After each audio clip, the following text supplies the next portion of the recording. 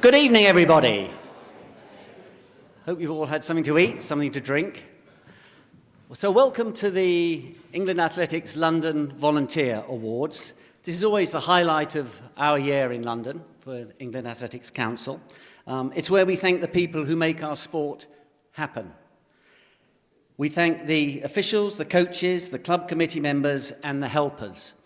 And just to underline the sort of challenge of encouraging people into volunteering, and of course this is part of that, I read an article last week, apparently a decade ago, 27% of adults in England volunteered. Today it's just 16%, with sadly the steepest fall amongst the young. So tonight, great to see we've got some young volunteers here, but really good that certainly in London, England Athletics, we're encouraging people into the sport. But it does give some context to our challenges. I've got a few announcements before we get into the awards in detail. Firstly, I'd like to introduce some guests.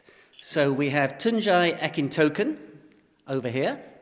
Tunjai is, he's got an MBE, and he's a senior independent director of England Athletics on the board, and he's going to explain roughly halfway through what that exactly means, what he does, and talk to me a bit about the England Athletics board, answer some questions, and then if any of you have a question for him, we've got time for a couple of questions from the floor. So have a think, what would you like to ask an England Athletics board member?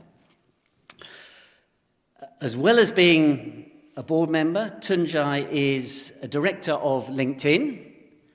He's a patron of the autism charity CASPA, a trustee of the Alicia Trust and the Personal Best Foundation, which of course is linked to England Athletics, and looks forward to the Q&A at halfway. We also have from England Athletics Michael Davis. Where are you, Michael? There's Michael. Michael's head of finance and governance. He's also near the bar, so if you need another drink, he's the man with the wallet. Michael's also an independent non-exec director at GB Badminton. And joking aside, there will be some time for chat afterwards. If you have questions for Michael or Tunjai about the sport or England Athletics, don't hesitate to ask. We also have perhaps one of the key people for England Athletics in London, Amy Murtagh. Amy is your go-to for help and support, which is why she's hiding behind that banner. Go-to for help and support for club athletics in the region. And Amy is also going to be handing an award out.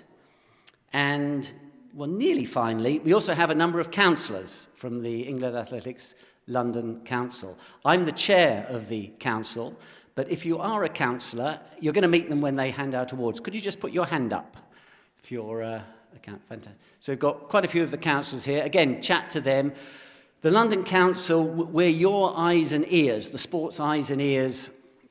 We represent officials, coaches and the volunteers, and we represent points of view to England Athletics.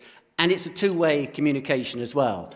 We keep in touch with what's happening at EA so we can communicate the other way. So do talk to your nearest councillor. We have two sponsors this year. 3 or 4 years ago, we didn't have any. So this is last year we had one, which is Room to Reward.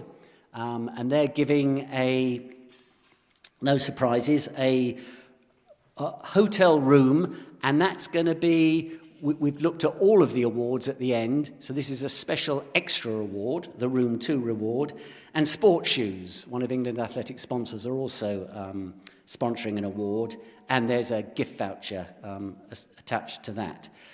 As last year, all the awards are sustainable. If for some unfathomable reason you decided you want to recycle them or use them for something else, apparently you can easily do that. So that's all good.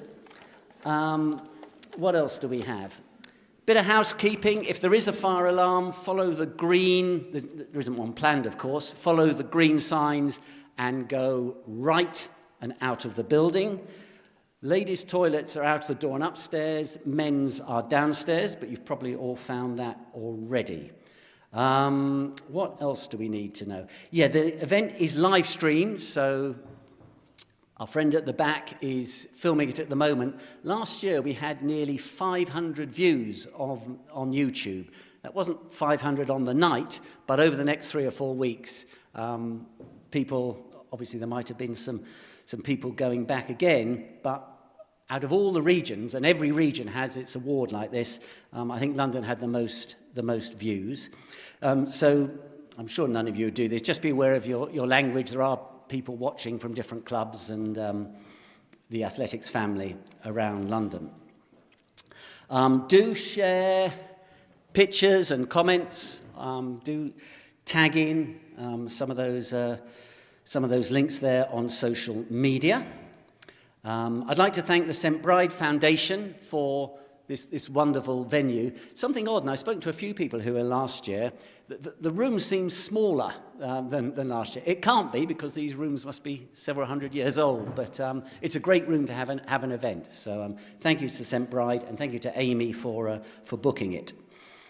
Just for those of you who are nominated, and I think for most of the categories there's a runner-up and a winner, just in terms of the process, for each award we'll announce the runner-up, then we're going to watch a short video, and some of these are really good, if any past years have anything to go by, video and clips. Then we'll ask you to come up after the video and accept the award. I'm going to ask you 1 or 2 extremely difficult taxing questions.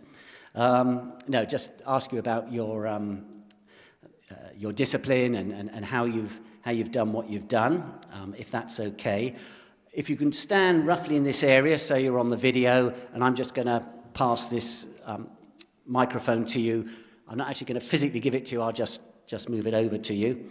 And then if you can go to the back there, where we're going to do the photographs in real time. That's just to speed it all up, so it takes longer for me to tell you, but believe me, it'll save some time. I think we'll have a big group photograph at the end, though. So, and then we'll do the same with the winners, of course. And each award is going to be handed out by either a counsellor or an England Athletics employee. So let's get on and into the awards. The first one is the Newcomer to Volunteering. This category recognises the efforts and achievement of a new volunteer within an England Athletics affiliated club. And you have to be new to volunteering either in the sport or in the club in the last 3 years. So that's the definition of newcomer in this case. So I'm going to ask Amy to come up so that you can all know who she is, if you need her help, and present the Newcomer to Volunteering. Thank you very much. Normally I'm hidden behind here, so this is a big thing for me because I don't normally like public speaking, but thank you, Adrian, and thank you all for coming this evening. It's lovely to see so many of you. Quite a few of you I've worked really closely with, and others of you I look forward to working with you over the coming months. So I am one of, Rich just told me how many there are as well. Seven CSMs, and we cover a variety of regions across the country. So you guys are stuck with me in London. But my role is really, as Adrian said, is to support clubs to be the best versions of themselves, making sure you have good governance, duty of care is in place, and support you with a whole host of other things that crop up as they do with clubs and with volunteers. So enough about that, we're going to get started. So Newcomer to Volunteer, the runner-up in this category is...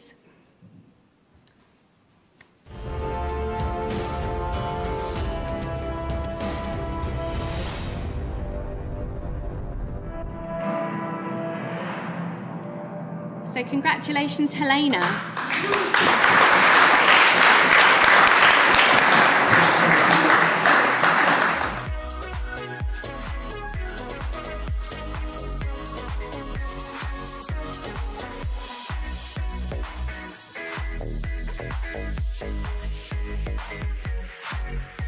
Helena is not only one of our co-optees of the London Regional Council, but she was also our guest speaker and a real inspiration to everyone at the awards last year.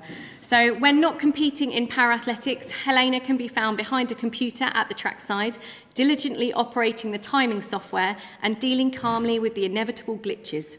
Her optimism, helpful attitude and readiness to get stuck in are valuable assets in helping London Heathside to progress and serve its members. She first got involved in volunteering by answering a call for members to train to use the club's sometimes complex electronic timing equipment, and is now a club committee member and London councillor. So Helena, would you like to come up and accept your award?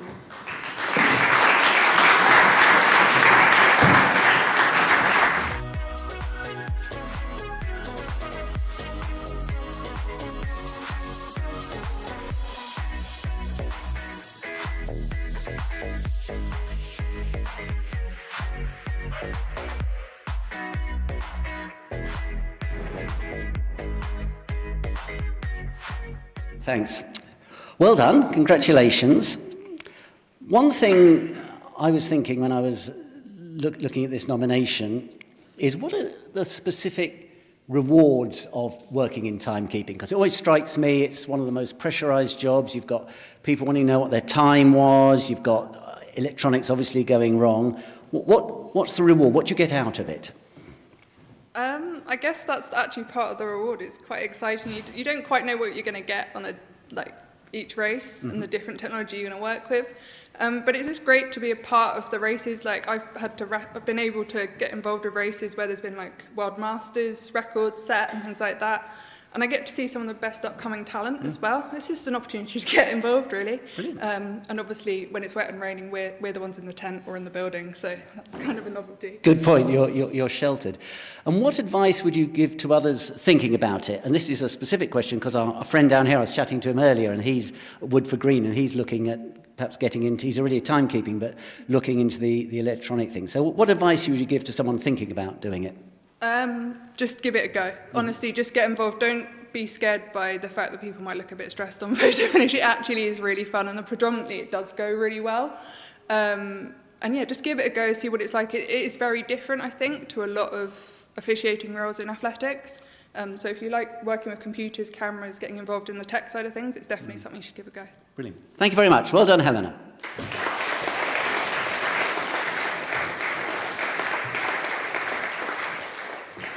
Okay, so the winner in this category is...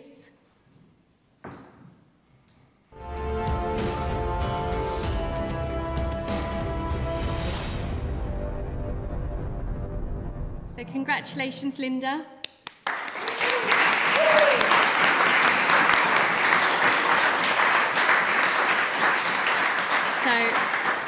Linda is an unsung hero at Blackheath and Bromley Harriers AC, working quietly behind the scenes, always offering her help when she sees others are under pressure or too busy.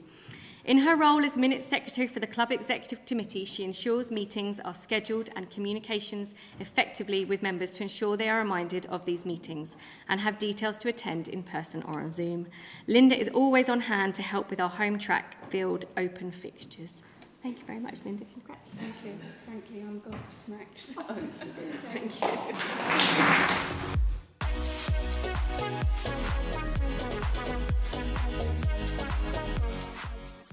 Hi, I just want to say a few words about Linda.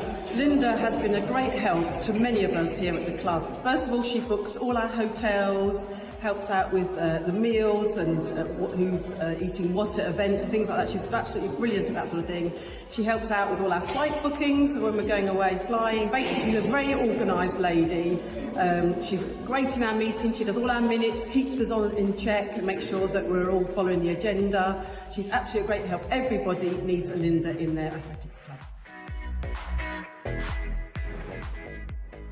Brilliant, thanks. Well, congratulations. The thing that struck me there, other than the nice, kind words about you, was flight bookings. But of course, Blackheath and Bromley were in a European competition, weren't they? A couple of weeks ago, they went to Portugal, so I had to book flights for 29 people, which was quite scary, putting in all their passport details and stuff. So.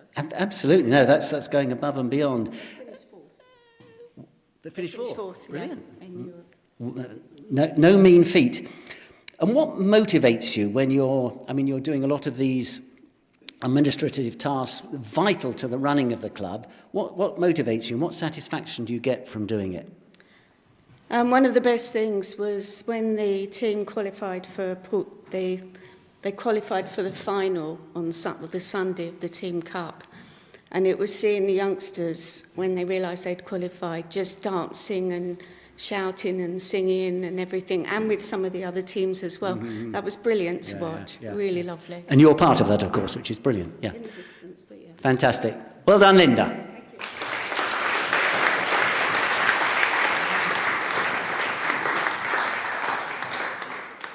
Yeah, just a reminder, when you've collected your award, if you can go to the back for your photo. And you're welcome to come up when your name is announced, but ideally after the video. Saves you hanging around, but doesn't really matter. So the next award is Contribution to Athletics and Running, and this one's sponsored by Sports Shoes. So I think as well as the award, you get a voucher. This category provides competition providers, affiliated clubs, run-together groups and associated partners a platform to highlight the athletics and running opportunities provided through voluntary organisations or individuals. And it's for any individual volunteer, affiliated club, run-together group or associated partner. And Mara Yamuchi is going to come and present this award. Mara.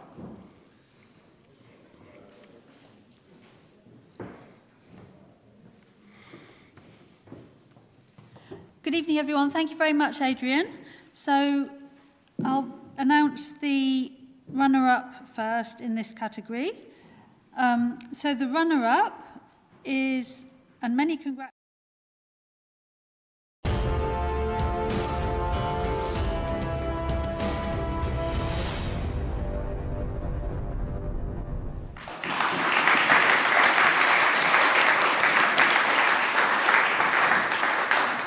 So, Xavier was inspired by a visit to the Paris Diamond League to run an event at the special educational needs school that he was working at, including the vertical jump.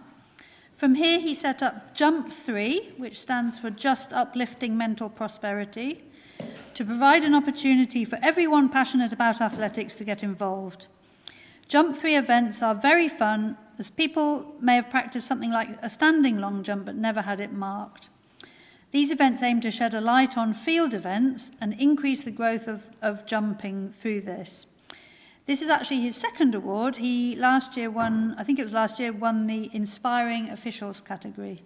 So many congratulations to Xavier, and if he could come up to collect his award.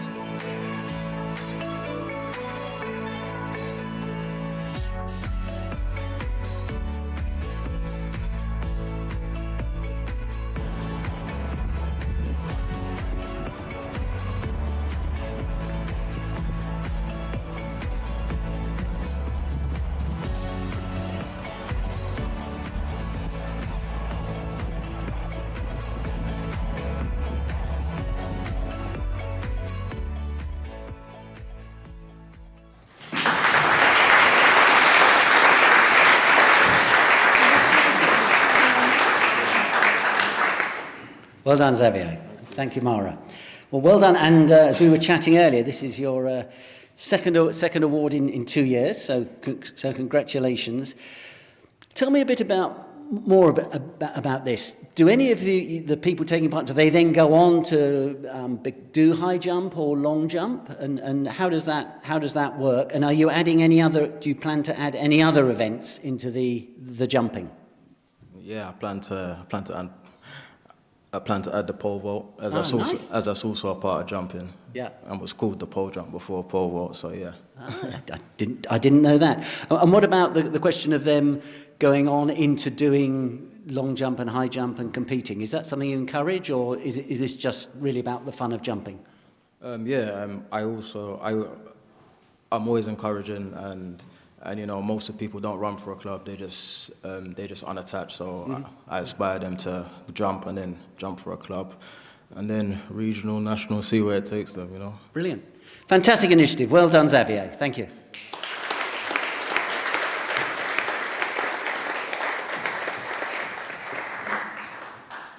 Many congratulations again. So now we'll move on to the winner in this category.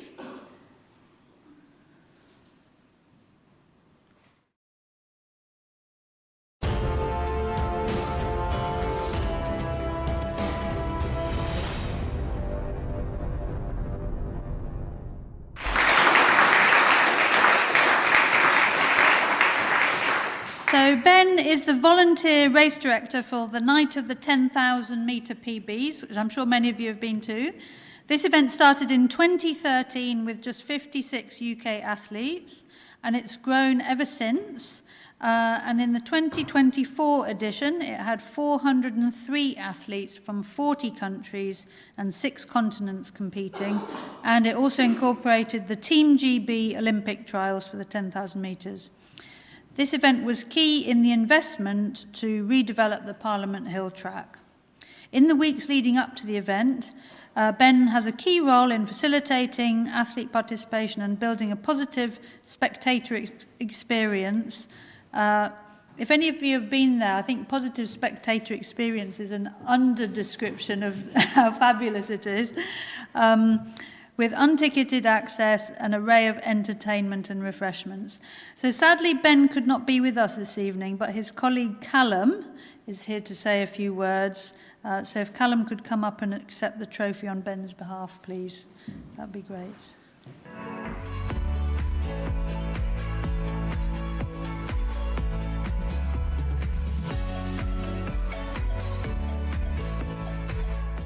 Welcome to Highgate. A day before the next edition of Night of the 10,000 metre PBs, we are here with Ben Pochie. Ben, how excited are you? You're the founder of the event, to be back here once again this year. No, I'm amped. I can't wait to work with all my Highgate Harrier colleagues to host the event and to invite our club community and the wider community to essentially celebrate their sport. And I can't wait, because it's the people here, the people online, the people that talk about it, create all the energy and the atmosphere that makes the event.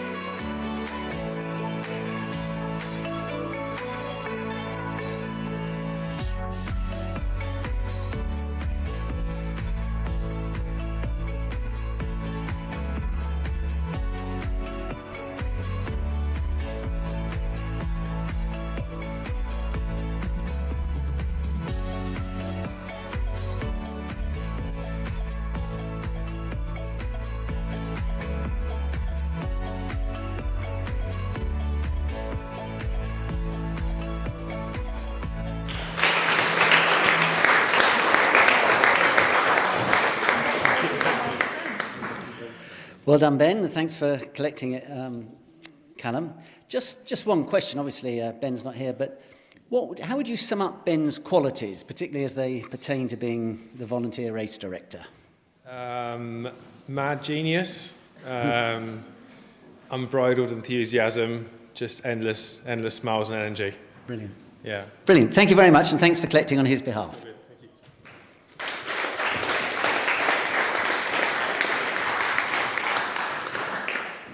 So the next award is for Club Leader of the Year. This recognises the efforts and achievement of a club leader. And here to present this is Tony Gagnon.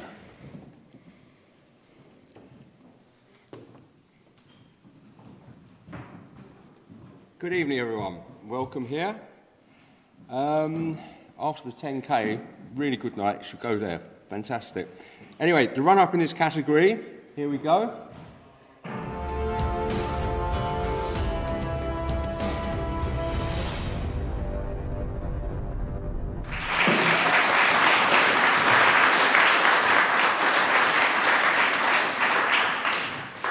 Tahir got a special mention in this category last year.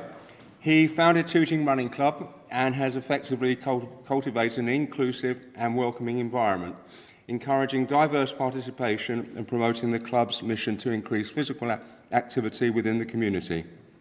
His leadership is evident in attracting and retaining a high percentage of female runners, providing a safe and supportive place for women to improve their fitness. During his time in charge, there have been key improvements in member satisfaction and community engagements. Could Tahir please come up and accept his award?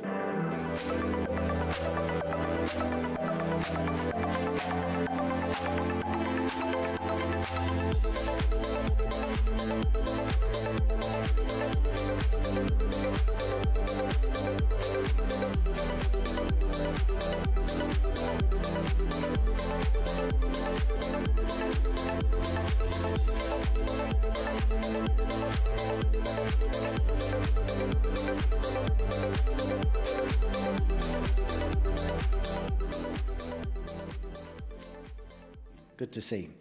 Yeah, congratulations. How do you recruit so many runners? Good question.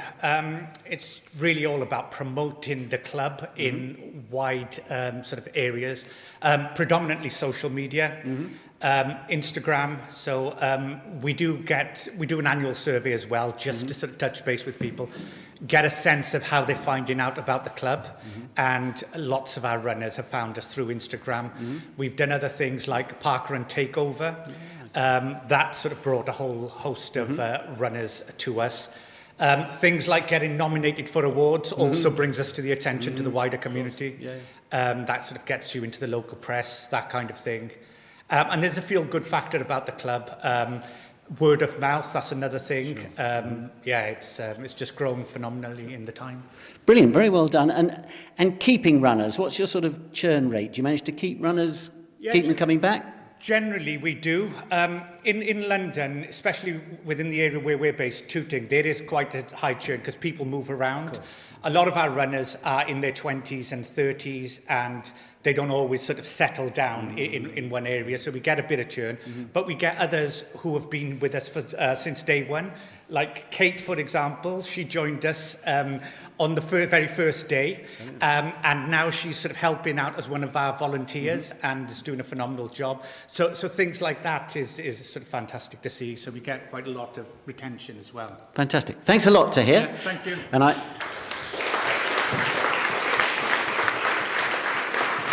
And perhaps we'll see Kate on this stage next year, who knows? Okay, moving on. The winner in this category is...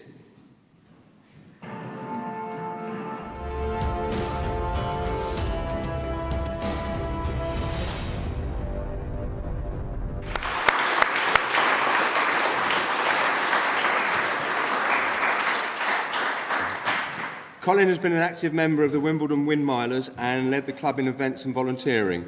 This year he has organised a new route for a league event hosted by Wimbledon Windmilers. It required a new route because the old route had a bottleneck at the start which was considered high risk. So Colin took the initiative to research the new route, gain the necessary permission and do the risk assessment. With the new route, it was expected to increase participation levels further. He also makes sure that every member of the club has the opportunity to volunteer. Could Colin come up and get his award, please?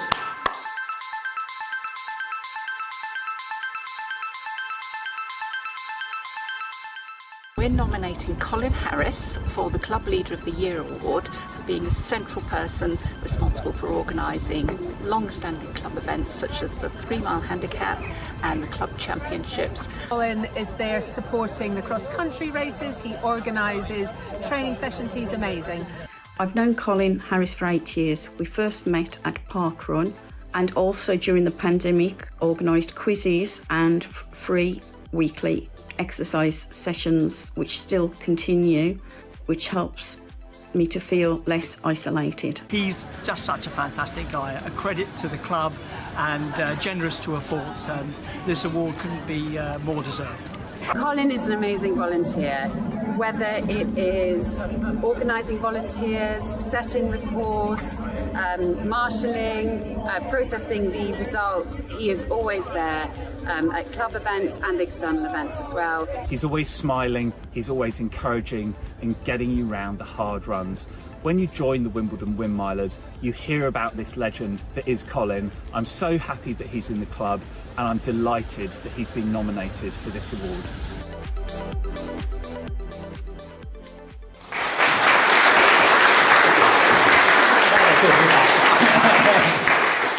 Well done, Colin. Well done indeed. Couple of questions. What are the biggest challenges in planning and delivering a new route? I think safety has to be the key thing, and looking at the numbers involved, we had about 300 people going around a course on Wimbledon Common.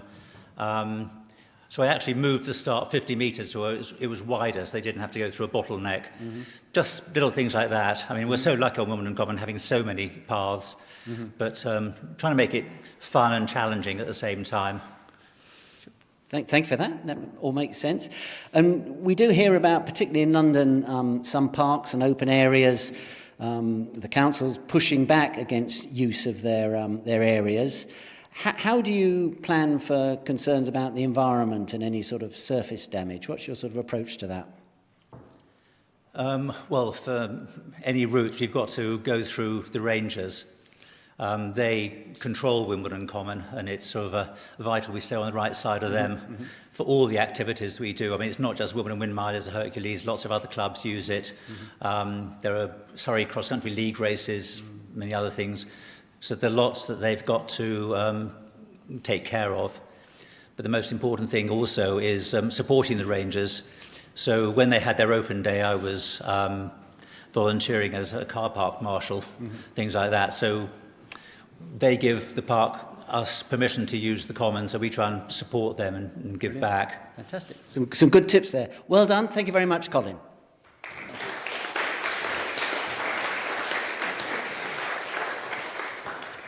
So the next award is Coach of the Year. So this is recognising an individual who's demonstrated their ongoing passion and commitment for coaching athletics and running within a voluntary capacity over the last year. And to be eligible, they must hold an athletics coaching running fitness, or level 2 qualification, and their licence must be valid. And here to present this is one of the London Council's coaches, Paul Miller.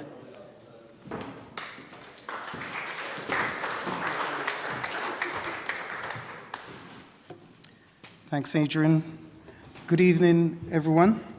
Firstly, as a fellow coach, I'd like to say a huge congratulations to our 2 finalists for reaching the final stage of this process. Keep up the hard work. I'm sure you're all doing very well. Our runner-up on this occasion is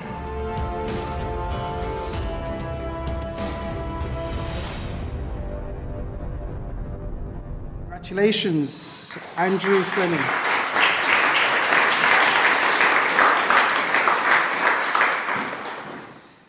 So Andrew is a thorough and focused coach. He's gone back and sat down. Whose attention to detail is fundamental in enabling all the athletes to work towards their potential. He takes personal interest in every athlete's development, produces individualized training plans, tracks individual progress, sets realistic but ambitious goals for the short and long terms, and taking time to make every athlete in the group feel seen, heard, and valued. He is committed to both improving the physical and mental aspects of the sports and is relatable in his approach. Can Andrew, after the video's been played, just come forward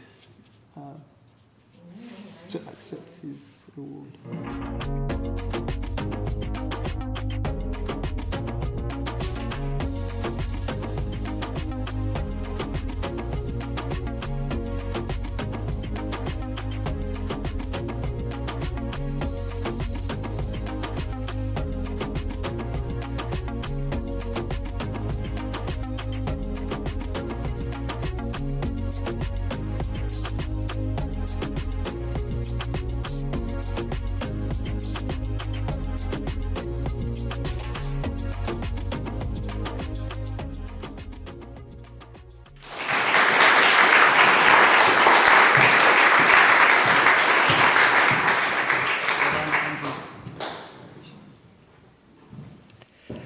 Well done, Andrew. Congratulations.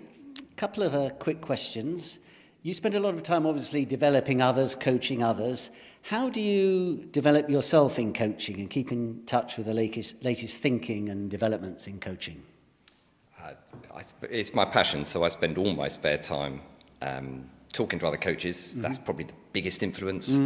Obviously, the England Athletics coaching program and their training and other resources, but it's really from learning from those that have been there and done it before. Gotcha. Good answer. And second question, a selfish question, as someone who's about to start the assistant coaching course and doing it in a couple of weeks, what advice would you give to someone like me embarking on the coaching pathway, if you like? Yeah, throw yourself into it, enjoy it, obviously do the course, but get as much practical experience as you can. And yeah, learn from everyone around you. Brilliant. Fantastic. Thank you very much and well done.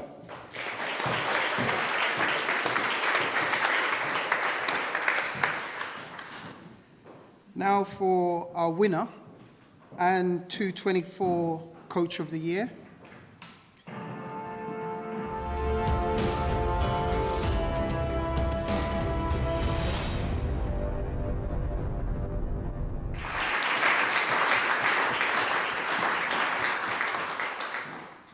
Huge congratulations and well done to Christine Parlow for becoming our Coach of the Year. Christine brings her enthusiasm, vast knowledge to all athletes from 5 years old who are new to the sport, to athletes securing their first international caps, to individuals competing at the World Championships and the Paralympics Games. She is able to create an environment which each individual's needs are met and everyone feels safe and comfortable to be themselves. She supports all the athletes to achieve their goals, not only in the wheelchair races, but also in life outside of sports. Let's play the video.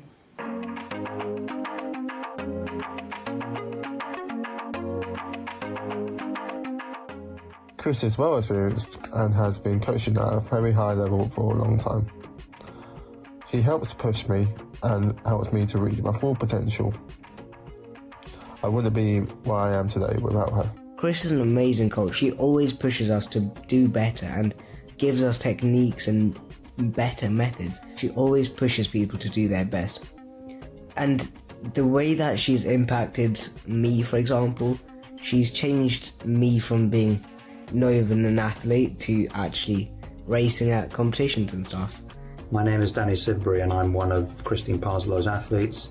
I've known Chris since 2002, since I was 8 years old, and she's been coaching me full time since I was 19. And thanks to her determination, her dedication, and her attention to detail, I can call myself a two-time Paralympian. Certainly would not have been at all possible without Chris. It's clearly a passion project for her, dedicating her time to her athletes, and not just me, but every one of her athletes, no matter if it's at grassroots level or getting them up to Paralympic level. She is one of the most dedicated coaches that I know. She's an expert in her craft, and she is the hardest worker in the room, and I believe she is 100% worthy of this recognition. Chris is a kind, caring and compassionate individual. She dedicates her time to support athletes like myself, and nothing is too much trouble. She shares her time between us all, supporting us not only in wheelchair racing but also in life outside of sport. She creates an inclusive training environment, providing opportunities for athletes to feel comfortable and, most importantly, enjoy training and sport. Over the last 2 years I have been training with Chris, I have become more confident and found my love for sport, especially wheelchair racing. Hi Chris, you make me laugh and I enjoy training. You make it fun.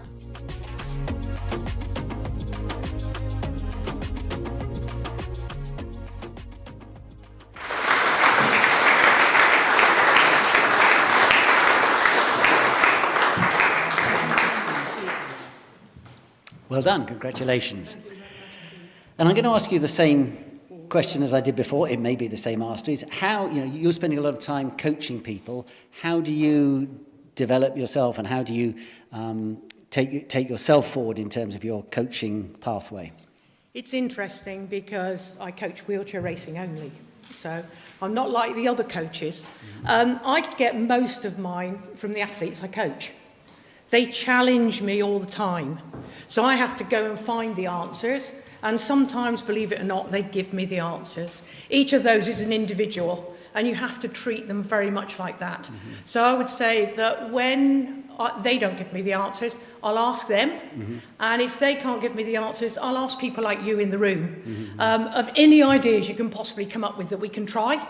Because we have to try things, and some things will work and some things won't. And we go back to the drawing board and we try again. So we try again, listen, hear, take advice. Brilliant. No, good.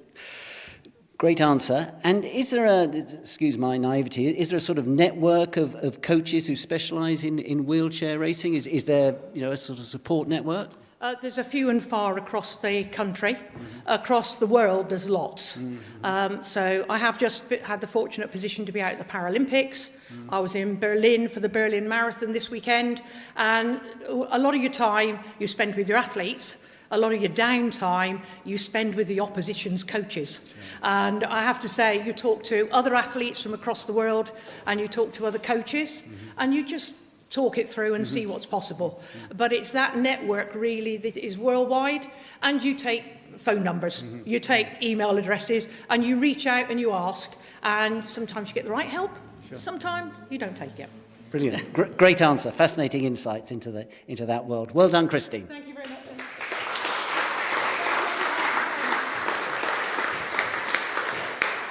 Thanks, Paul. So the next award of the evening is for Club of the Year. And as some of you know, we did this slightly differently this year.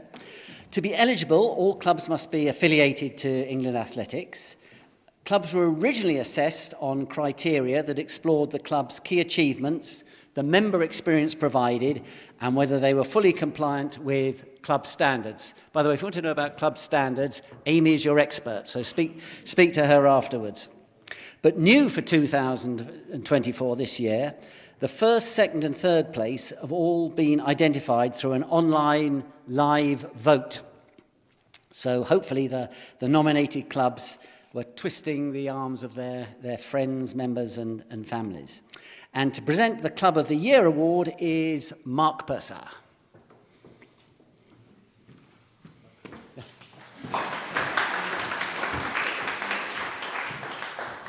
Good evening.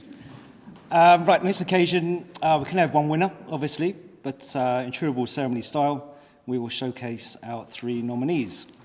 So, in no particular order, we have Edmonton Running Club. Edmonton Running Club pride themselves on their diversity and sense of inclusion, which are fundamental to ensuring members have a great experience and feel at home, whilst being supported to achieve their own running goals. The club also facilitates volunteering opportunities inside and outside of running, including involvement in local park runs, the club's Run the River race, and with the local food bank. Okay, number 2, Ruislip Running Club. Ruislip's achievements go beyond running, as they organise regular social events and activities that help build strong friendships and create a sense of belonging. From post-run drinks and lunches to holiday parties and volunteer opportunities, the club has a strong sense of community and connection. In the past 12 months, they have increased in numbers and achievements, as well as training regular members in first aid and starting a batch of new volunteers along their journey. Our third nominee is Tooting Running Club.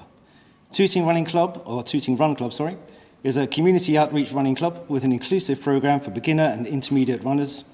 The club breaks down barriers like financial constraints, lack of training knowledge, and safety concerns about running alone. They foster camaraderie through regular social activities and ensure safety during group runs to enhance member satisfaction. Tooting Run Club accommodates participants with disabilities, such as severe autism and blindness, and supports individuals who previously felt isolated. Tooting Run Club is a welcoming and empowering space. So before announcing the 1, 2, 3 in this category, we shall watch a short video.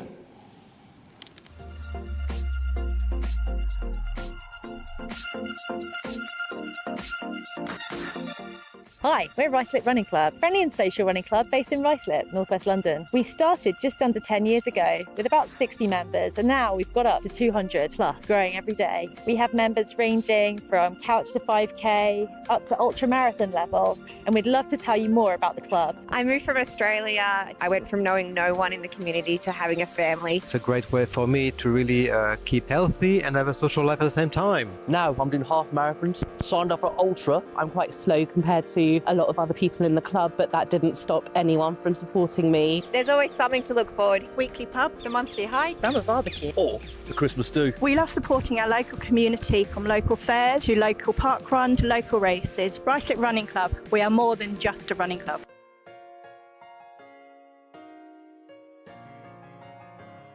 I started running on my own, and I didn't want to run on my own. And I'd seen people running together, and I thought, oh, why not give that a go? So I was going, right, which club can I go to that will be welcoming and a nice place to be?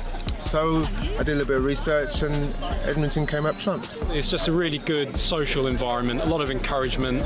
You learn a lot about running. I've been running for a few years before, and I learned a lot from the other members of the club. You got the community, you got the support from everyone, and one of the best things is that our main passion is running, and it doesn't matter the age, your gender, your size, or your pace does not matter. You're included.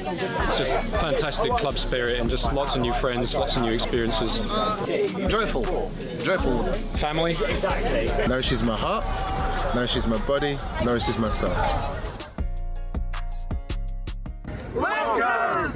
We want to help you get more active, get you fitter and faster, improve your health and well-being, and help you build new friendships and connections. There you go, you're all checked. Go on, Reds!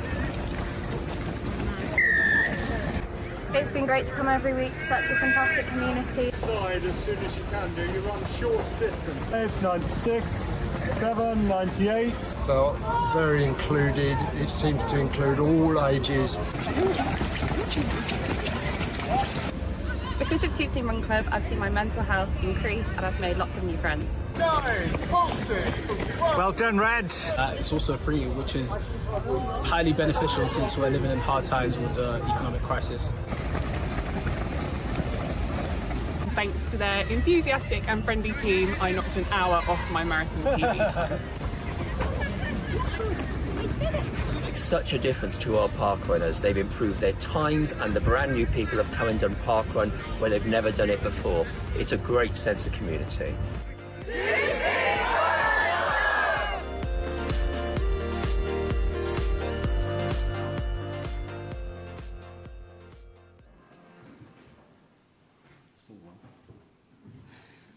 Okay, so onto our winners. So in third place we have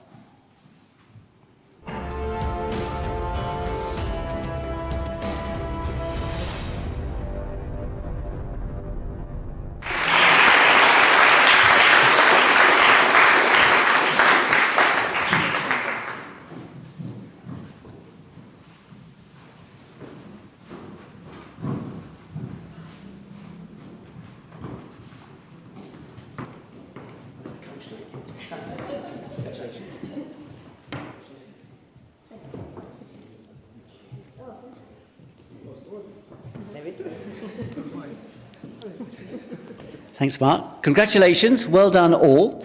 Just a couple of questions. I guess the first one, and you can decide who answers it.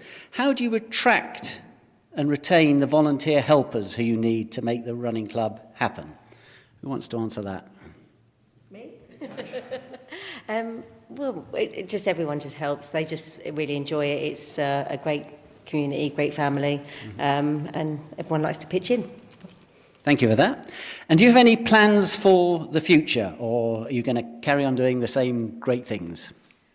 We've got more in the pipeline, haven't we? We do quite a few things. We help out the marathons, London Marathon and things, but we do a lot in the community. I think we'll probably do a bit more on... it's a social side. So social it's side, just, yeah. It's grown from there. As you can see, because we let lobsters in. Yeah. Fantastic. Well done, Ruislip Running Club.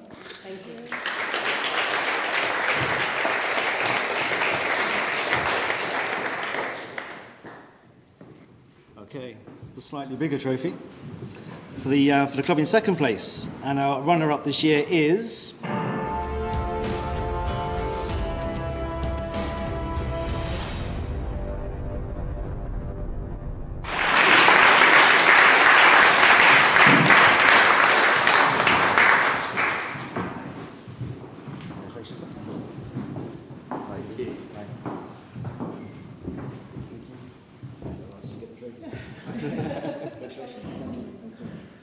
Well done. Congratulations, Edmonton. A couple of questions for you as well.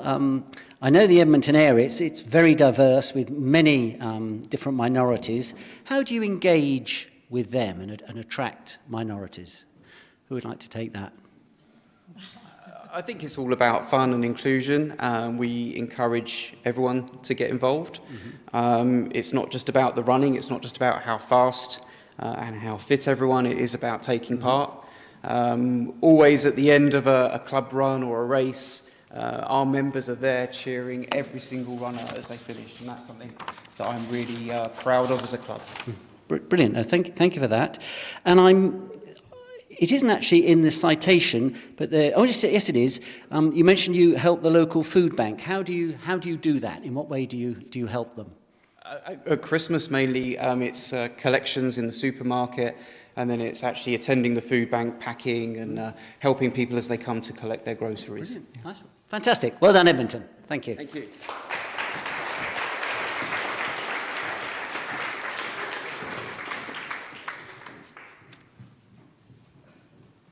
Okay, so the big prize is for the club that's left.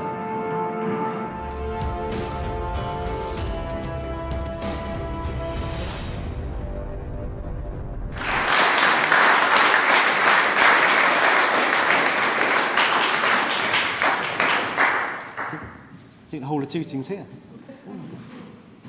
They even pretended to look surprised.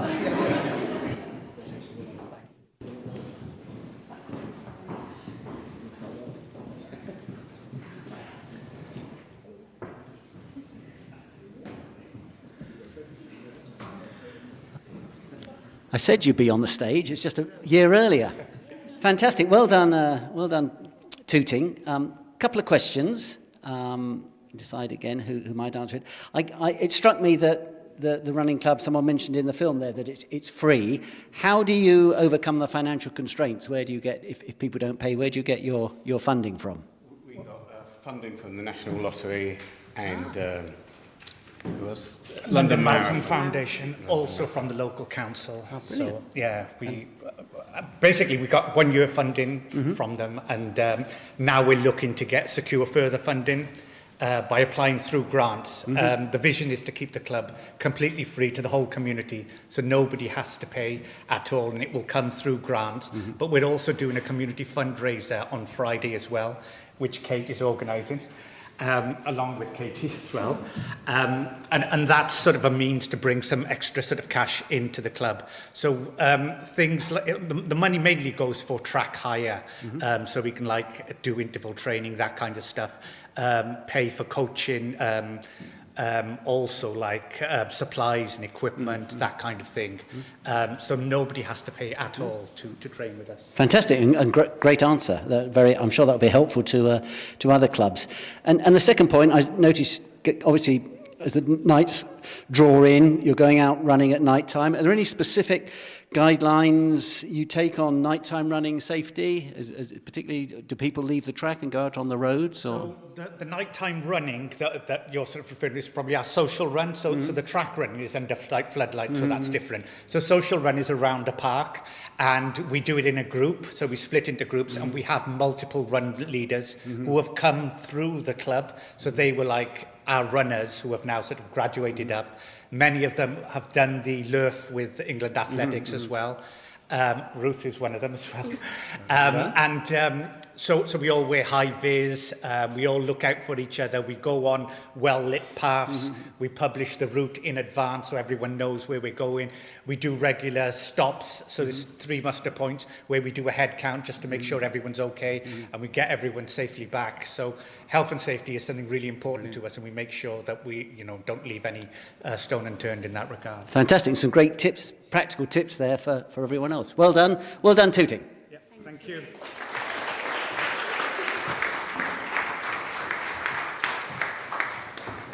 Thanks, Mark. We're now going to have a short break from the actual awards, and I'm going to ask Tunjai to come and join me, and we're going to have a Q&A session. As I mentioned earlier, if any of you have a couple of questions, then once I've asked a few, then I'll invite questions from the floor.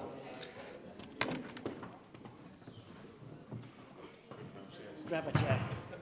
Grab a chair.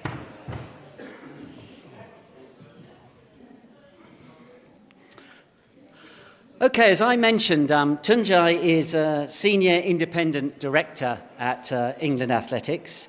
And I guess the first question when I read that was, what does that mean? What is the role?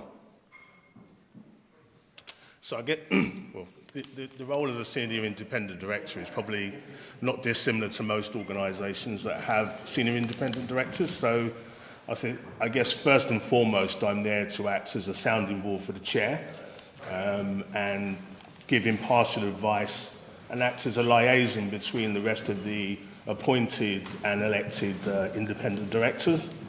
I guess the other part of the role is to also typically deputise at our board meetings if the chair can't make it. So earlier this year, Gary Shaughnessy, our chair, was away. He also is the chair of Parkinson's, and he was away on an event. So I took over the reins and chaired the board minutes and the board meetings. So it's there really to ensure that we've got continuity in our strategies and what we do, but to be that, both supporting but critical ear when need be. Brilliant. Thanks, Tunjai. And what's your biggest challenge as an England Athletics director? And I guess following that, what's been your greatest satisfaction to date? Oh, challenges. You said challenge, so as opposed to challenges. I guess it's an interesting. I was an ex-athlete many years ago, and then when I came out of the sport, I've had a career in technology. So coming in as an independent director about 5 years ago, I think you're there really to provide an objective that's different to being someone that's probably come through the grassroots of athletics. We're looking at, the commercial viability of the organisation. As you probably know, we're a members organisation. A lot of our funding comes through Sport England and UK Sport, etc. So, we look at the commercial viability so that we can stand on our own, our own feet over time and reduce that funding we get. But I'd say that the most challenging part of the role is probably that you've got a very, very diverse set of stakeholders within athletics as a whole. If you think about how we are in the UK, you've got a governing board, which is UK Athletics. We are England Athletics, so we represent the home countries. You've got Welsh, Northern Ireland and Scottish Athletics as well, UK Scotland. So there's lots of different aspects of the role where you're looking to align across home countries. You've got this relationship with UK Athletics that typically looks after more of the elite part and the international parts of our sport, but we are the grassroots of the sport. So those athletes that make it onto the podiums come through the work that everyone in this room contributes to. So I think having to I guess negotiate and liaise and work with lots of different stakeholders is probably one of the largest challenges. It's a very rewarding role, a very busy role that as a person that's still in full-time employment, and I lead a significant part of the operations for LinkedIn, you've got to balance that with your day job. And I think when you apply for these roles, I've always given people advice, if you apply for any non-exec role of any sort, that whatever the job description says in terms of the number of hours, double it, or even in some cases triple it, because I think what they do in the job spec is just put what it takes to read the wallpapers, let alone actually do the job and actually turn up. So quite challenging, but probably the converse to that, what am I most proud of, or the things that I've really enjoyed? I think it's being able to use my expertise. My background's mainly in technology, so I think certainly when the pandemic came around, I guess being able to get a lot of our content and assets digitized, and working with Michael and the board to be able to do that so that we could keep the continuity going.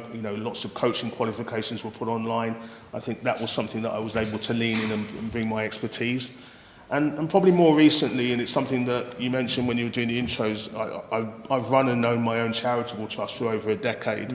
And we provide a lot of grants for young athletes coming through. So being able to get England Athletics to have its own charity through the Personal Best Foundation, and I act as a trustee for that as well, has been something I'm proud that we've been able to get up and running over the last few years. Brilliant, thank you for that. And what would you say are the sports, i.e. running and athletics, what are the three big priorities right now? What's top of the list? Well, we've got a few, and for any of you that have looked at our website or looked at them, we've probably got about 6 or 7 main ones. They range from, just looking at generally the future of track and field. I think, we'd all accept that, participation in our sport and attracting more, young people into the sport when you've got other competing sports is becoming more and more of a challenge. So that's a top priority for us. Engagement, working, as I said, with diverse stakeholders, and making sure that we are able to, talk to coaches, talk to volunteers, talk to officials, talk to clubs, and scale to be able to do that. That's a really important part of that. And, I think, when I think about the future of track and field, it would be remiss of me not to, mention the fact that, we're looking to try and take the sport forward. And, this year we've obviously had some big decisions to make around age group participation and the changes that we're looking to drive through to, so hopefully, again, uplift the sport and align it better with other organisations around the world. And probably more importantly, and it's one that often comes up, is just we spend a lot of time ensuring things like safeguarding. And I think, making sure the responsibilities around that, the well-being of our athletes, and also, for our coaches and volunteers, that the governance around that and the processes are in place to ensure that people feel safe doing the sport, which I think we do a fantastic job with. Sure. And probably more importantly, with many organisations, and I'm sure many of you in this room, we've got a responsibility around sustainability. And I think over the last couple of years, we've put more effort into making sure that we have a sustainability mandate and what that means. And that goes right the way through, not just having statements, it's also looking at the suppliers we use in our supply chains.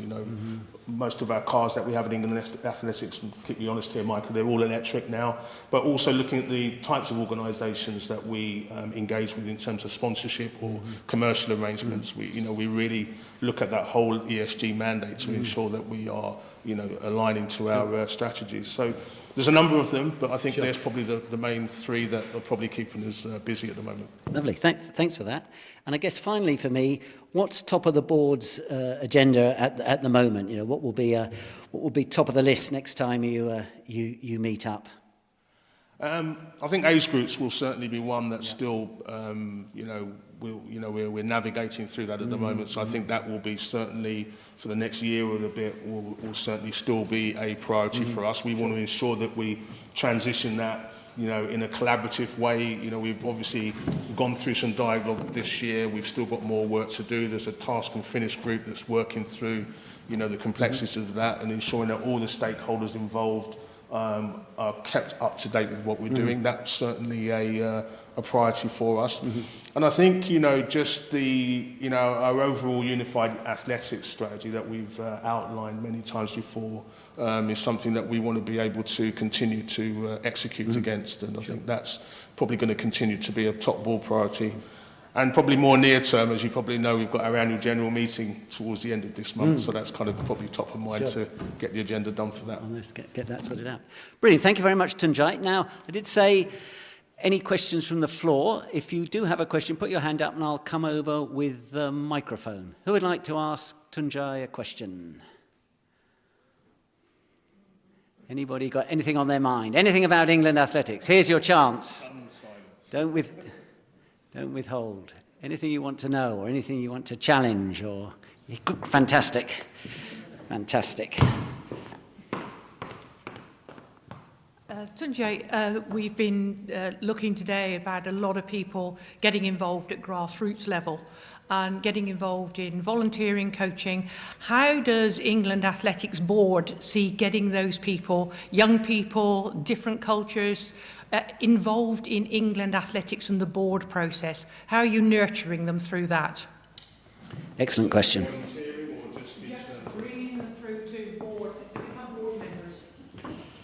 That's a great question, and I think that it starts with, you know, volunteering and coaching and being involved in a club. So I think that's one thing we encourage and understand. I mean, one of the great things we do is that we have some really good courses around how to become a board member. The Sports Governance Alliance run a particularly great set of courses for those that are curious to be able to do that. And I think you picked up on a great point. We are trying to get people that are younger. You know, we've got obviously athletic boards or councils to try and engage athletes. But what I really enjoy seeing now is that we're seeing more younger people become volunteers and coaches. And I think that's a really important one. And I'll give you a good example. My daughter's an athlete. She's just gone off to university. She's one of those people I'm struggling to keep in the sport. And I was just saying earlier that she may not stay in it, but one of the things she does do during the summer is she did the YTP and she's now doing a bit of coaching. So I think that's going to be an area for her. Maybe if she doesn't continue at a high level, that she'll coach. So I think the more opportunities we give for younger people to understand, you know, the processes around being involved in the sport, you know, helping younger athletes come through, because even younger volunteers, what I found in my day job is that, you know, young people tend to relate to people that are not too far age group, you know, too far away from them age-wise. So if you can get young people that are in their mid-20s volunteering or even coaching younger athletes coming through, there's a much stronger affinity to do that. But then our job at England Athletics is then support them on the pathways that we have. And I think we've done a very good job with our curricula to outline that. But to your, I guess, the exam question, how do you get them to board? I think both UK Sport and the Sports Governance Alliance do some really good courses for people to get interested in how to become board members. I became a board member because I went to a taster session. I remember it was at Lord's probably about 6 years ago, and I was at work professionally doing my job, wanted to get involved with a non-exec role, but wanted to do it in sport. I went along, I spent a day understanding how the dynamics of, you know, how funding comes in, how governance works, you know, how all the different parts from NOMCO to REMCO's audit and insurance works. And what was really nice at the end of that day, and actually it was Sport England actually that ran the course, is that there were a load of national governing bodies in the next room. So when the day finished, they came in and we could talk to them about what roles they had and what they were looking for.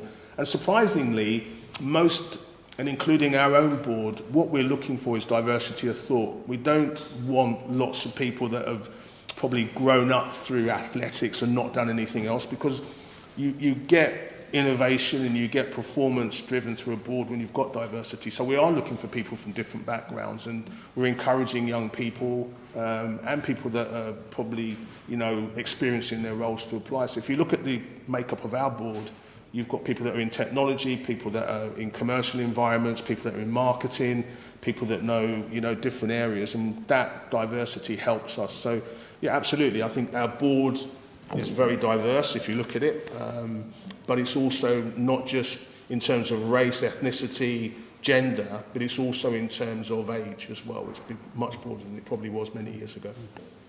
Great answer, a great question and great answer. And I think I'd add to that, the other opportunity is through the councils. I mean, we're lucky on London Council, we have 4 councillors under the age of 30. 2 of them are here tonight. And that gives experience of regular meetings, working as a committee, and there is a route through the councils to the chair of a council to being one of 2 board members. The council has two members on the board, so there's a direct route there. And we've made a deliberate attempt in London, again, to get the same diversity that Tunjai has, but we're quite proud we have 4 under 30. I was going to add to that as well, Adrian. I think one of the things we have consciously done as a board as well is that we made the decision maybe a year ago to ensure that each board member is sort of aligned against a council, and that's why I'm here today. I live in London, born and bred, and each of our board members, we've got that diversity also in terms of regions. So we try where possible to align a board member to a region, and our job is to try and actively come to as many council meetings as possible to use time like this to tell you more about what we're doing at board, but also to start to build that relationship up. And hopefully maybe somebody in the room might turn around and think, well, that seems interesting, tell me more, how do I become a board member? And it could be through the council route, or it could be through the appointed route, because from time to time non-exec roles do become available as people come up. I mean, I'm in my last term, I'm sort of 5.5 odd years in. You can do 2 terms of 4 years, and then you're going to churn the board anyway, so that's always happening. I think Leisha's just stepped off our board, hasn't she, Michael? So yeah, it's always coming up. Brilliant. And anyone interested in even more, Michael's also head of governance as well as finance, so worth having a chat with him. One more question before we move back to the awards. One more. That was an excellent one. Well, we have another one here. Fantastic. Chief supporter rather than Helen as chief actually supporter. an athlete or any history in athletics, since I was 10 anyway. Is there any, does England Athletics have any policy to develop para-athletics or promote para-athletics within clubs and support clubs to offer disabled athletes or to go out actually into the community to offer that kind of facility? Because it's we do. I mean, we have a full para program. Obviously, we support a lot of the investment we put into para. So there is. I think we've certainly, if you look at some of our ambassadors, and I'm just thinking now when we had certainly the Commonwealth Games, and after the Commonwealth Games, I look at also our Personal Best Foundation and other areas. We try to ensure that we are role modelling first and foremost in that, there's good representation, but there are programs that we have to fund, and I mean, there's a lot of funding and investment that goes into para as part of that. I mean, predominantly at the UK athletics level, there's certainly a program around that, but at the home counties level, which was where we provide our funding predominantly, then there is, yes. I mean, it's sort of right down to grassroots level facilitating it, because obviously there can be a lot of people out there. I know when Helena was wanting to get into athletics. Yeah. You emailed about 4 clubs, didn't you? And got no response from any of them. And there's always that sort of potential for that initial barrier where clubs want to do something, but they don't know how to do it. And it's sort of, the trouble with para-athletics is it's so diverse. And, it is, yeah. Every person with a disability has a different disability to the person next to them. I can certainly get some more information for it. I mean, we do have a wide public. It's just looking at what you specifically need. But as you say, there is. But I mean, the broader answer to the question is yes, we do. It's not something that we kind of park over there. It's integral to our strategy. We invest and fund it. But there are always areas where maybe we could do more, or there's a specific need. And to your point, if clubs don't necessarily respond or don't have the support infrastructure, then let us know either through the councils, etc., and then we can look at how we can support that. Brilliant. Thank you very much, and thank you very much to Tunjai.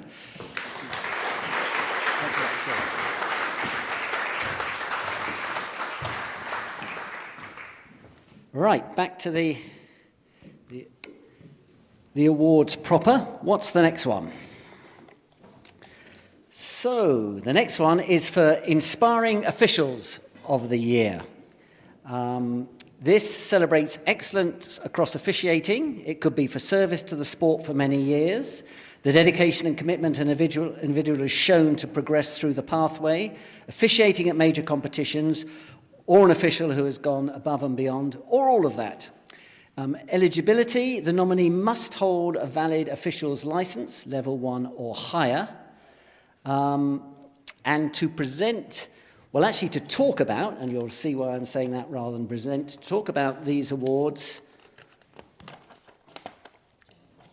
can I introduce Jennifer? Thank you. Thank you, Adrian. Athletics competition would be impossible to stage without having a small army of officials to facilitate and judge. They create the stage for the athletes to perform. In the UK, we're lucky to have probably the best and most well-trained body of officials in the world, which means that even local events are often delivered to a very high quality and with a focus on providing a great experience for athletes. To maintain delivery of events in the UK at this standard, we need a few thousand licensed officials at any one time. We have many dedicated officials turning out just about every week, but the pipeline has to be constantly refilled. And that's where our inspiring officials are making a difference. It's my privilege to introduce our 3 worthy winners of this award, and we're recognising them equally, so there's no outright winner. Not only are they all ubiquitous at events, but they're also very active behind the scenes and encouraging new officials. So I'm going to talk about each individual, and then we'll see the video, and then we will address the awards giving out. So our first winner is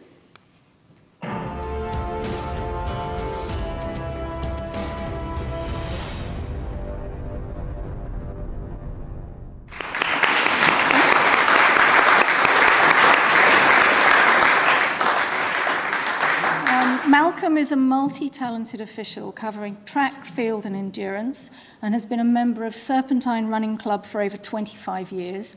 For many years he organised their popular monthly Friday lunchtime 5Ks and he's treasurer of Middlesex Young Athletes League. He's a great supporter of athletes, young and old, and works hard to find officials and volunteers for a range of events. He's a great person to have on your team, always supportive and generous with his time and commitment. His impact reaches way beyond his own club, and members of the athletic community across London, including me, have been heard many times saying, where would we be without Malcolm? So long may we get the benefit of his support. Our second winner is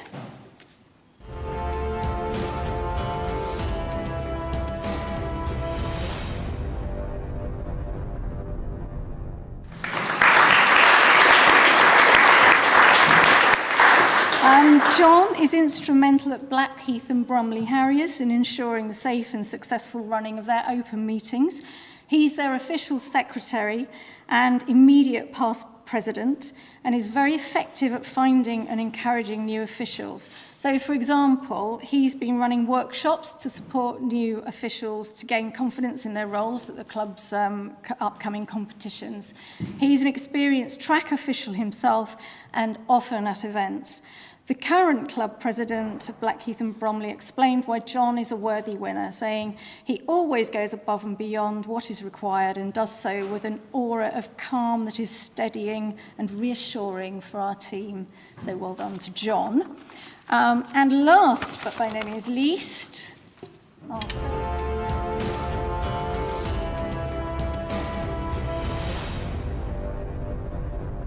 Mr. Stuart Pugh.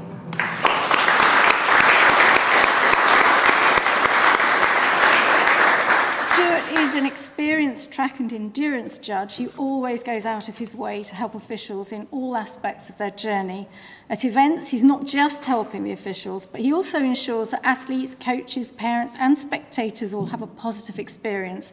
And when he's refereeing and has a difficult decision to make, he explains this to the affected people in a very respectful and clear manner, which keeps people happy and keeps the event moving smoothly.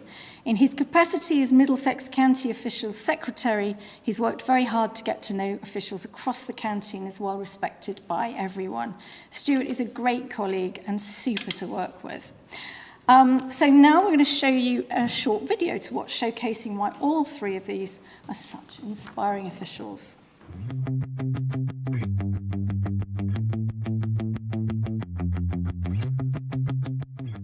I nominated Malcolm because I feel his contribution to the club and to London athletics in general is just so extensive that it really should be recognised. Malcolm is so professional and so knowledgeable and so experienced, but he really has a wonderful manner with people that he's working with. Malcolm is special because he's got a great way of getting people involved and making everybody feel like they're an important part of the team when it comes to volunteering. People flock to volunteer for Malcolm. His secret, I think, is that he's just got some black magic art to be able to encourage people to come out.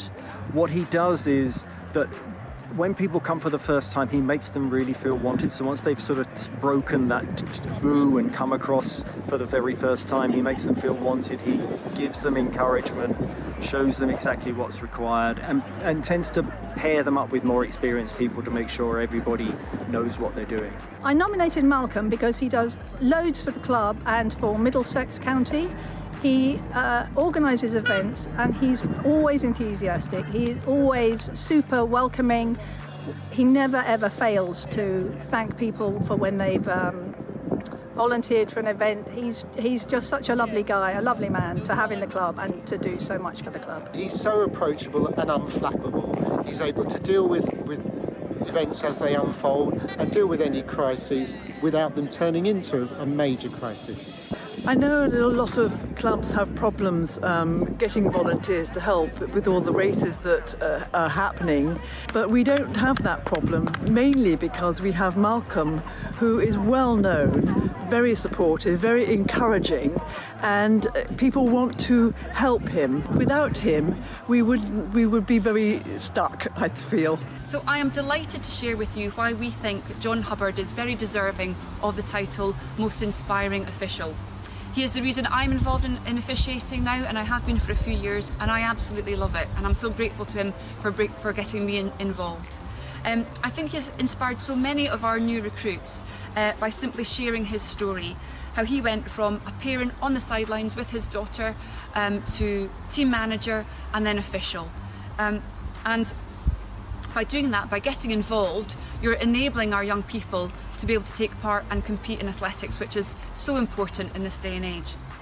So he helps encourage you to go from that slightly nervous but very willing parent on the sidelines into the wonderful world of officiating. And then once in, he gives you so much support.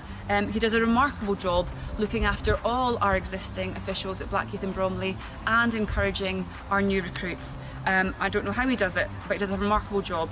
John Hubbard has been a fellow official and friend at Blackheath and Bromley for a number of years. As well as officiating at virtually all our club and county fixtures, he's undertaking the essential role of organising club officials at all our fixtures. At meetings, he's always acted professionally, with good humour, diplomacy, firmness and flexibility. But above all, always understanding athletes' needs to ensure fair but enjoyable competition. I'd like to wish you a lovely evening. No idea how the result is going to go tonight, but whatever the result, you are definitely our most inspiring official, John, and we could not do without you. So have a great evening, and we'll see you soon. Okay, thank you. Stuart is a very worthy winner of the Inspiring Officials Award. First up, he's an excellent official. He really knows his stuff, both on and off track. And he's also very happy to share his knowledge with colleagues, and that positive attitude is always a real bonus on any track stand. And this means that he's in high demand and he supports a lot of events. But over the past couple of years since he became County Official Secretary for Middlesex, he's made a really big impact. And I'd like to highlight 3 important ways in which he supports the development of officials.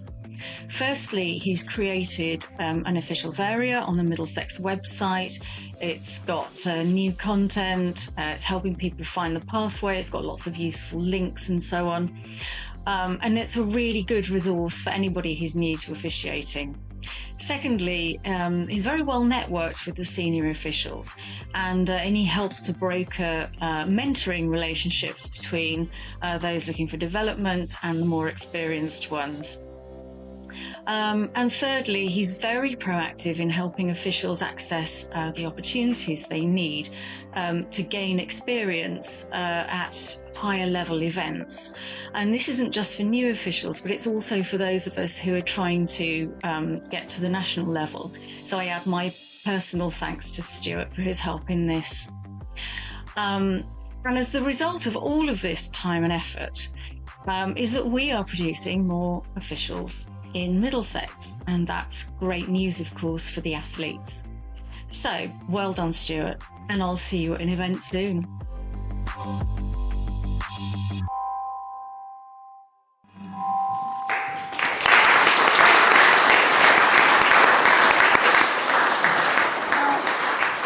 Unfortunately, none of our inspiring officials could be here this evening.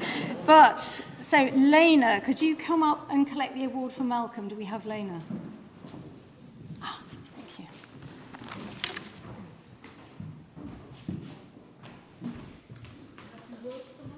Yes. Do you have the notes? I have notes. Oh, you have them. Yes. Thank you.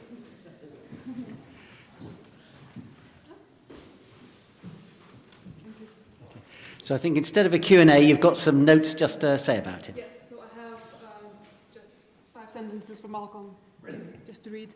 That's for Malcolm. He says, "I'm very sorry that I'm not able to join you on this special occasion, which is a wonderful opportunity to share so many positive stories.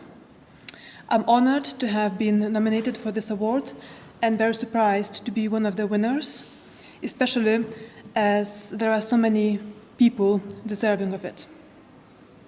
I'm privileged to work with so many amazing volunteers involved in a sport, people who inspired me when I started volunteering and continue to do so, as well as all the new volunteers who are the lifeblood of the sport.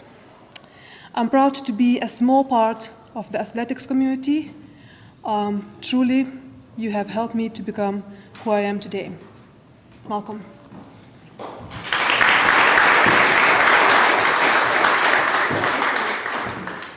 Now, John Hubbard was planning to be here actually, but it was just today he had a family emergency and had to drop out. So we will get this award to him, and I think we have some people from Blackheath and Bromley, so we will get it to John via his colleagues. And Stuart couldn't be with us, but he has also sent us a message, and I'll get this award to him. So he says, "I'm sorry I can't attend the event with all the other volunteers this evening, but work means I need to be in Manchester. It is truly amazing what is achieved by people contributing their time for free for the sport we all love. Without volunteers, kids wouldn't be able to get started through to our top stars qualifying for and winning medals at major championships.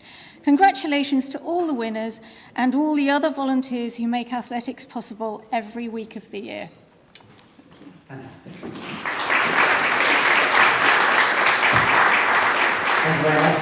Thank you. And just in case it crossed any of your mind, because obviously Jennifer's handing out the awards, but she was also appeared in one of the videos there. The way we do the voting is we've got 9 different regions in England athletics, and another region assesses the applications for our region. So the people looking at the various submissions usually have no idea who they're actually voting for. So there's it's all absolutely clean and above board. And Helena's already up here, ready to give the Community Project of the Year. So this category provides affiliated clubs, run-together groups and associated partners a platform to highlight the impact they're having on the community. And again, this was also, first and second place was also identified through a live vote, so rather like we did with the club. Helena, far away. So let's meet our two shortlisted projects. First, we have Trail Fam. They have been providing a run programme in London schools for over a year now. And in that time, they provided access to nature and the outdoors for over 600 young people through running on the trails, both locally, nationally and internationally. Primarily aimed at secondary school children, the programme has broken the gap between city and nature. This project has had a big impact on physical health, mental well-being, community building, skill development, career inspiration, and inclusivity for young people across London. Our second project is Black Girls Do Run UK. They support and inspire black women of all ages and abilities to run. The nominator said that this group has helped to encourage, empower, and enrich her life, as well as her wellness journey, physically, mentally, and emotionally. The group helps women to feel valued and welcomed and encouraging more black women to take up running at their own pace and in their own way. Before announcing who came first and second in the Community Project of the Year category, let's watch a video highlighting the achievements of our two contenders.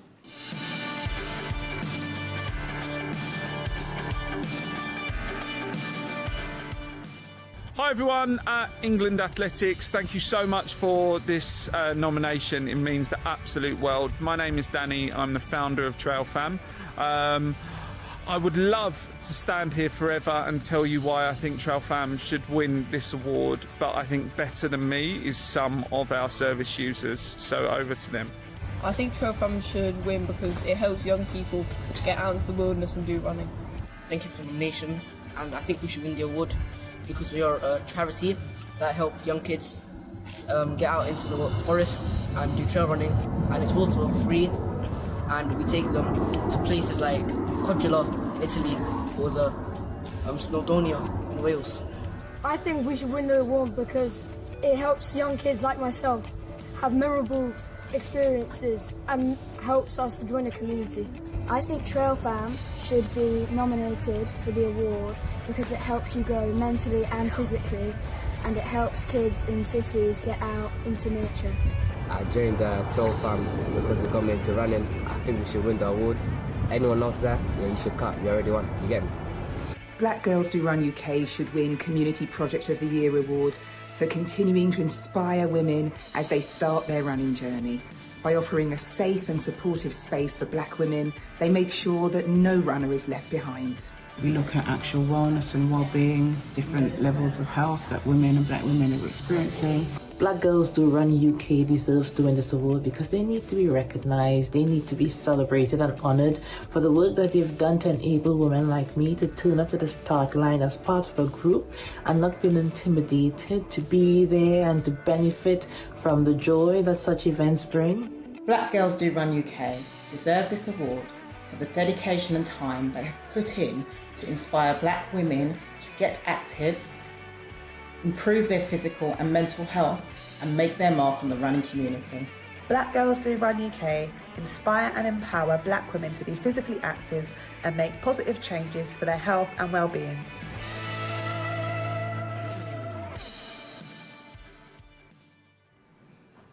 And the runner-up in this category is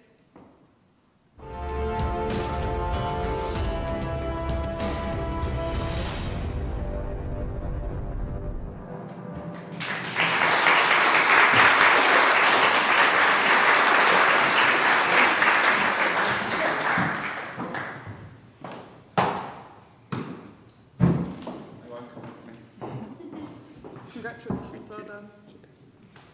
Well done, Danny. Congratulations. A couple of questions. Clearly, you engaging with young people and schools, and we hear a lot about the sort of demise of school sport. How do you engage with schools? How do you get the young people interested in the first place? Thank you. Firstly, I just want to say a huge congratulations to Black Girls Do Run UK, who are really, really worthy winners. So well done to you. In terms of engaging with schools, myself and my colleagues there are all teachers by trade. So we've kind of got an inside lane there. And Trail Fam was born from myself out of a love of the sport and also just wanting to get out of school every now and then to go trail running. So knowing the education system, knowing the avenues and pathways that schools use in terms of enrichment, in terms of sport, that's been out in. Fantastic, no, great answer. And it sounds like the sort of thing that, you know, every school should be part of. It says you involve 600 young people. Do you have ambitious plans to take it everywhere? I mean, how big can it be? Well, I think it has to be firstly about the quality of the service that we provide. It would be fantastic to expand, to be into more schools, for our community programs to expand as well, so long as the quality of what we deliver is maintained. So yes is the short answer, but the long answer is yes, but carefully. With the quality. Excellent, good answer. Thank you very much. Well done, Danny.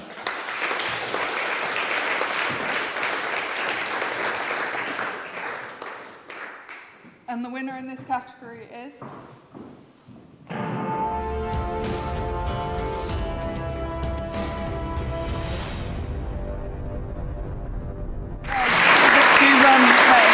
The representative like to come up and collect the award. Danny had already announced it. Congratulations, well done, and good to see you back here. I remember from last year. When you're trying to get women into running, what are the main concerns? What are the main worries? The barriers to actually starting? So obviously we're called Black Girls Do Run UK, and we are here to encourage more black women to run. And one of the biggest barriers is not seeing anyone that looks like you running and feeling that it's not for you and feeling left out. And also the fear of being left behind, which is why that's one of our mottos, nobody left behind. Sure. Thank you for that. And we spoke to you last year. What are your plans for the future? Again, I guess, do you have plans to expand to other areas, or are you happy doing the great job you're doing at the moment? Well, our name ends with UK, and we're predominantly based in London.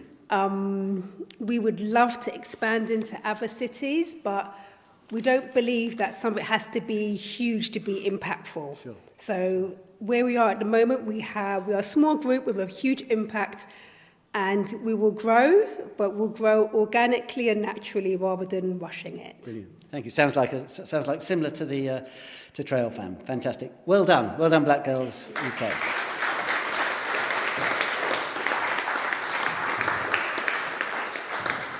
So the next award is Services to Athletics and Running. This recognises long-term outstanding service to the sport from an individual or group of individuals. To be eligible, you have to be involved for a minimum of 15 years and had a huge impact on running athletics, clubs and the local community. And here to present this is Michael Davis from England Athletics.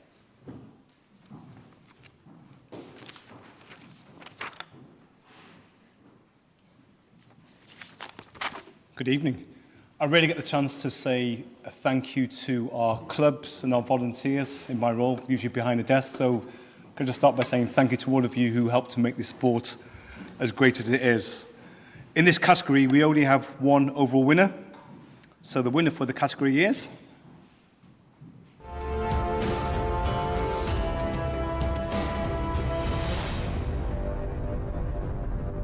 Give me a round of applause, Jamie Bath.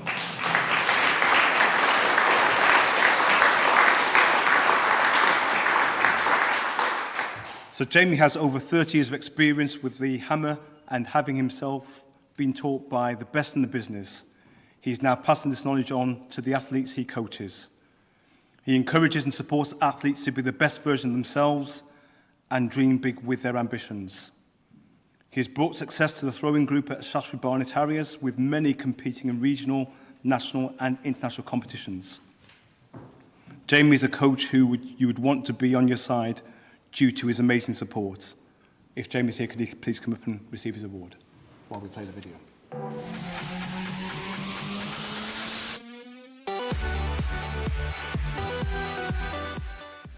He's been in the sport for over 30 years. He's developed the sport all the way from grassroots all the way up to national athletes, and he's really genuine about the athlete. No detail too big or too small. Like everything you can think of, he's got, from your program, from your training, from your recovery. He's just through and through committed. Every time he comes, he does what's best for the athletes, and he takes people under his wing. In a short time, Jamie has helped me improve my techniques, which has enabled me to get lots of PBs. I really think Jamie deserves this award, as he's had such a profound influence on everyone's training, including mine. He's had a massive impact on hammer throwers all around England, helping them improve as a person but also as a hammer thrower. I really think that you deserve this award because you're one of like my best coach sort of ever. You're really not even just a great coach, you're a great friend. He is absolutely fantastic with the kids. His effort is tireless. My kids have reacted brilliantly with his training. Jamie's coaching style is absolutely fantastic. It is infectious, it bubbles over into everything. The athletes respond to it so well, and I couldn't think of anybody more deserving. Jamie, say thank you for everything.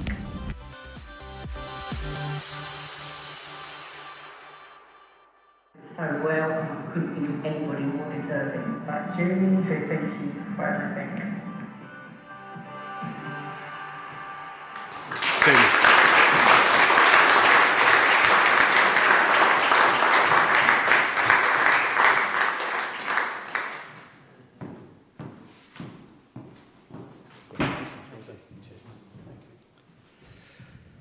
Well done, Jamie. Congratulations. Some lovely words there. A couple of questions. We hear about declining participation, challenges in participation in throwing. How do we address that? How do we get more people, particularly young people, throwing? I think someone else mentioned it earlier. It's grassroots and work from grassroots right the way through. I think it said on the so I think you said it. 30 years have been developing throwing, hammer throwing, and my coaches and my mentors in the past have always taught me to start with grassroots and then nurture them through. So that is where I think it comes from, especially with the throwing, and hammer throwing in particular. Yeah. And then it's kind of reaching out to the community. And I'm working on a project at the moment with England Athletics, Nick Ridgeon, to set up a community club network within the London region. So I'll go to different clubs and help support them, their athletes, not, try and get them to compete for Shaftesbury or whatever, but, go out into the community and develop the throws. Sure, fantastic. Sounds like a brilliant initiative. And I guess my second question is, with your 30 years of experience, how would you describe the attributes of a great thrower? What are the sort of 2 or 3 qualities they really need to have? Discipline. A lot of it's down to discipline and commitment, because especially with the hammer throw, there's not much going on in the winter months, as in indoor competition and stuff. So it's kind of continuing that enthusiasm. So then it's kind of setting up your own competitions and throws fests and stuff like that. So to keep them motivated really and keep them involved. Brilliant. Some great tips there. Thank you very much, and congratulations, Jamie.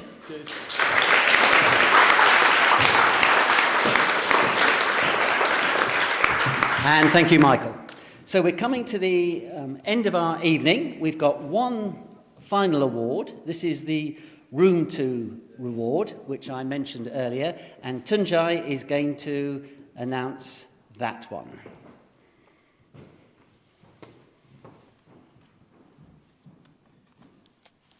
Thank you very much and good evening, and well done to Jamie. Shaftesbury is our local club and my daughter's at for many years, so it's great to see. So as part of this year's regional awards, we do have a surprise winner, and I think, as Adrian said at the beginning, for all the winners today, we've gone through the process of selecting one to really reflect what we see as being dedicated service over a long period of time. So I think we cue for the video, don't we? Yep. Room to Reward is a unique charity created to say thank you to volunteers in the form of a short break. Our hotel partners, located all over the UK, donate breaks in their unsold rooms. Charities, community groups, grassroots sports clubs, any organisation that rely on volunteers to do what they do, nominate some of those volunteers for a well-earned break, and we make it happen. It's about giving those who give up so much time to help others the opportunity to take some time back for themselves. We are delighted to be supporting the England Athletics Volunteer Awards. It's amazing to see and hear and read about the incredible impact that all your volunteering efforts make, and we look forward to arranging some special experiences and well-earned breaks thanks to our wonderful hotel partners. Brilliant. So England Athletics have teamed up with Room to reward one of our winners today from out of the 9 regional awards, volunteer awards, for a free hotel break. Our regional panels held the unenviable task of selecting the regional winner. The standard of nominations was really high this year, and tonight this has been such as we've seen some amazing nominations and winners, and our task was pretty challenging in having to choose a winner. However, after much deliberation, the panel eventually decided that this year's winner is, drum roll, is Stuart Pugh.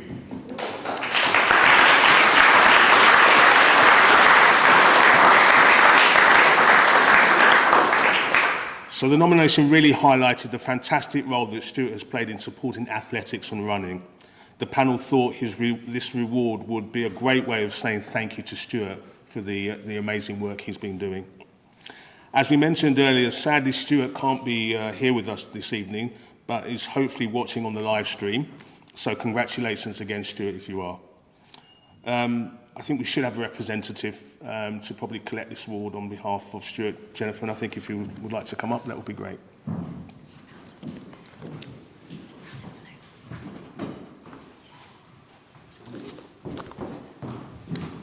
Thanks, Jen. Brilliant, thanks very much.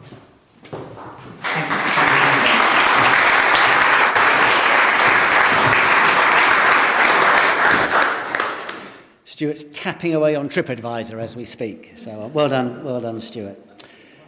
So this is the end of the awards. I'd like to thank the whole England Athletics team, including the support team working on the cameras and the photography. I'd particularly like to thank Amy. Putting these awards on takes a huge amount of time. Obviously, Amy has all her other responsibilities supporting clubs in the London region, so particularly like to thank Amy for all her hard work. I'd like to thank the councillors who have come out tonight to present the awards. As I say, if you know any of the councillors, do chat to them, do give them your views on what's happening in running athletics in London. That's our role. And of course, I'd like to thank everyone who nominated someone for an award. We normally open the nominations in the spring.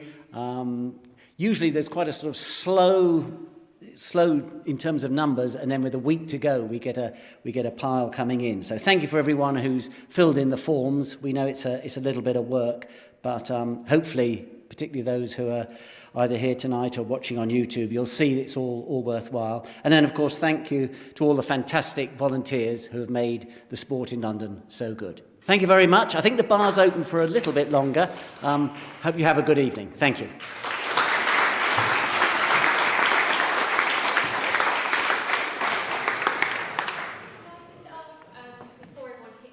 Or heads home on the underground, could we just get a group photo of everyone in the room just at the front here, just so we can pop it on social media tonight for the end of the awards, if you don't mind. So if you want to just head up here and we'll take a quick pic, and then you can